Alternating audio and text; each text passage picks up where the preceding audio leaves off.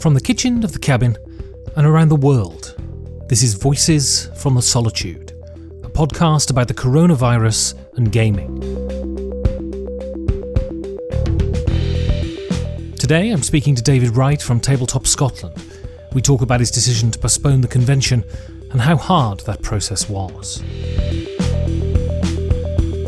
So I'm here with David Wright of Tabletop Scotland, and I want to start by filling in people who haven't heard of Tabletop Scotland. What is it? What size of convention is it? What's its primary focus and where it is? Yeah, so Tabletop Scotland has been running since 2018. So we've had two so far. It's in Perth in Scotland, which is kind of the transport nexus of our word, where all public transport largely goes through Perth and all road networks largely go through Perth. So yeah, it's fairly central. Size of event last year we had over 1,500 uniques. The year before we had just over 1,000, which I think last year's numbers puts us in like the top 5 or 6 size-wise in the UK. It's, well, I tend to refer to it as a celebration of the hobby, but the event's run by 4 of us, myself, Duncan, John and Simon, and we really wanted something that was open to everybody. So families completely new to the hobby, people who understand and have been playing games, whether it's role-playing games and board games or card games for a long time. So we have lots of different things there.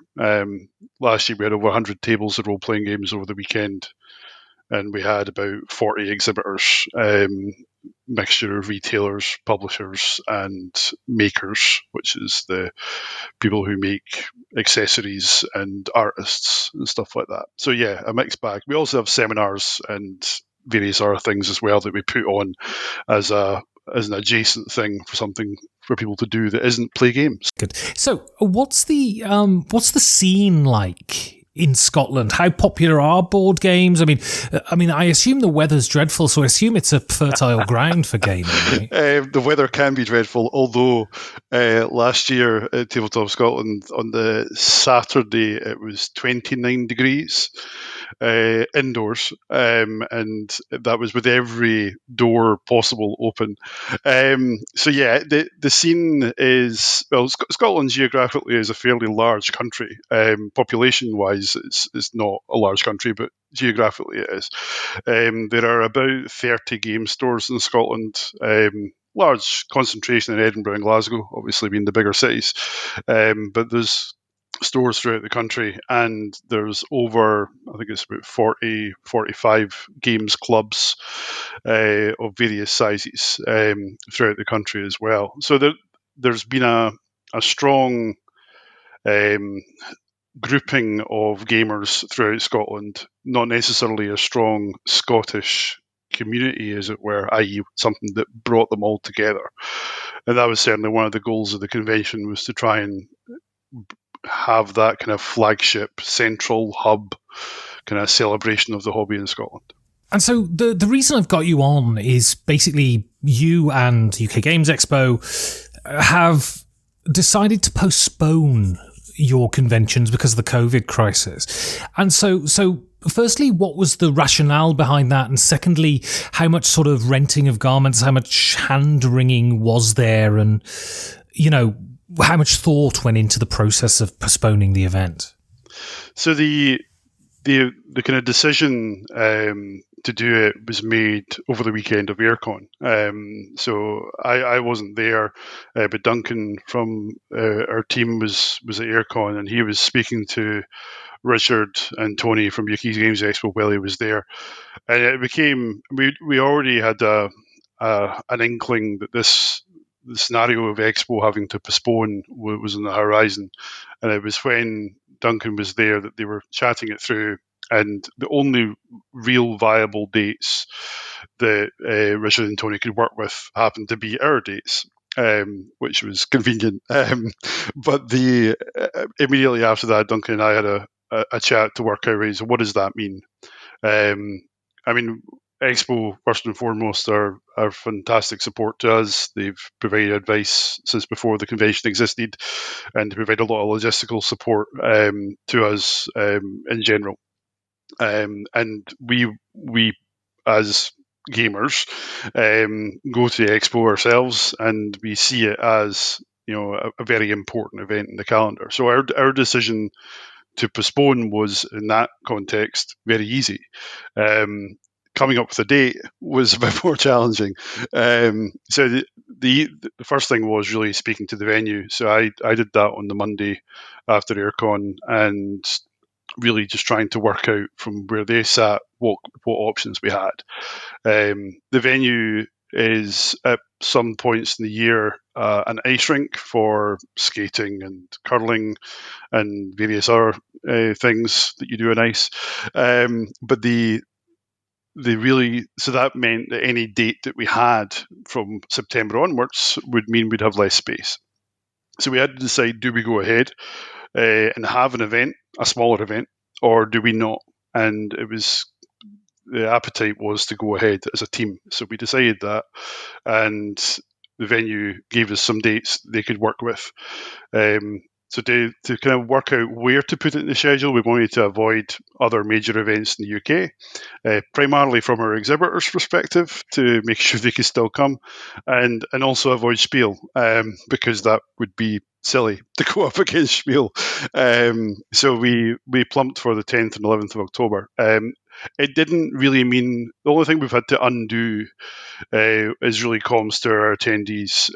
Our exhibitors, we had deliberately slowed down communicating invoices and things like that to exhibitors, because we felt that something was going to happen from an expo point of view. We wanted to wait and see what that was first. So yeah, various little things, but nothing that we had to really undo. And so what are the financial ramifications for you of downsizing the con, even if it's only for a year? I mean, in our first year, I suppose in some simple way of putting it, our first year we made a profit, right? So we know that an event that size is financially viable. In our second year, we didn't make a profit, but we know why, and we doubled our floor space in our second year, and we doubled pretty much all of our costs in our second year. So we've kind of gone into this year on the basis of, right, we know what costs we have. We've spoken to all of our suppliers in the sense of our furniture supplier, because obviously you have to hire tables and chairs, and we've looked at how we can defer certain payments to make sure that if we have to change, because it's a very fluid situation, the COVID-19 situation, if we have to change again, then we're able to reduce that risk. Overall, the event itself, we're confident that it will be a success, both from attendees, exhibitors' perspectives, but also commercially for us. It's not a lifestyle income, though. We are four hobbyists wanting to make this event happen. So you don't. This isn't a job for you. It's a job as far as time is concerned, but it's not a job as far as income is concerned. No. And sort of, is there any kind of disappointment that circumstances have dictated? You grew by 50% on your second year. Is there any sort of disappointment that it's like, darn it, we're not going to be able to grow again? Or is there just a faith that, okay, we'll get through 2020 and then 2021 we can be on the upward trajectory? I think it's closer to the latter. There is disappointment, yes. I mean, we had lots, and we still have lots of ideas as to what we can do to make the rescheduled smaller event a success anyway. But we've had a number of exhibitors who have said that the new dates don't work for them, which is understandable. So that is disappointing. But it's one of these things that we know that we can still put on a very good event. Do we lose momentum is probably part of the thinking here, maybe, and we might have to put a cap on attendance. We can't fit 1,500 people who came last year into the space that we've got. So we will need to think carefully about how we manage that. But attendees have been all very positive about it. And on a personal level, so firstly, what is the situation? We're speaking sort of 3 or 4 days after the lockdown in the UK. What's the situation in Scotland, and how are you sort of coping personally? What do you do in your day job, and is it preventing you going into the office? So I'm asthmatic, so that's one of the reasons I didn't go to Aircon. But also on the Friday of Aircon, I got an email from my employer basically saying, "You're an asthmatic, stay at home." So I can work from home. Right. I have that luxury, and I've been working from home very much since then. And that has its challenges. It's harder to do certain things, but everyone who can work from home, who works for the company I do, can. And I have a background in project management, but right now I very much focused on information security management and things like that for a large retail bank, and so I can do a lot of things remotely. It's fairly straightforward. It's quite. I mean, whilst I can, as I say, I can work from home, but doing it in a sustained period is quite unusual. And knowing that I can't really go out is a challenge. My wife owns a retail business, which she's had to close as well, which brings other challenges. And obviously, our daughter is off school because all the schools are closed. But these are all the right decisions. Is kind of where my head is. So it's not disrupting in that sense. I think it's just a question of we don't know how long this is going to go on for. So how much less hair am I going to have in 2 weeks' time versus 4 weeks' time, etc. So it's a necessary evil, for a better phrase. I mean, do you find yourself in the bizarre? So I was going to say, do you find yourself in the bizarre position of missing the workplace? I've kind of. We use a lot of video conferencing tools like Zoom and stuff like that anyway to communicate. So I see these people still on a semi-regular basis. I mean, I literally today I've probably spent 4 hours on Zoom meetings, which of itself can be challenging. But I think overall, I do miss seeing people, yes, but or more from a social engagement rather than from a work engagement. And I still chat to various people online. But my gaming is completely stopped. Although I am looking at moving my Dungeons and Dragons game that I run on to potentially into Roll20 or something like that over the next few weeks. And I've so far avoided places like Board Game Arena because I've seen people just say how slow it is because of the demand that these services are now under.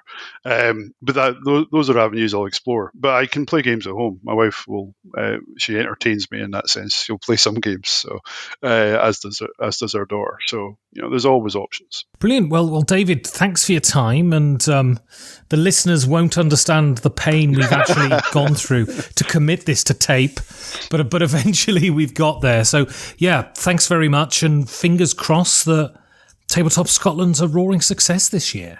Thanks very much, Ben. And I suppose ultimately, as long as everybody remembers to wash their hands, we'll all be fine going forward.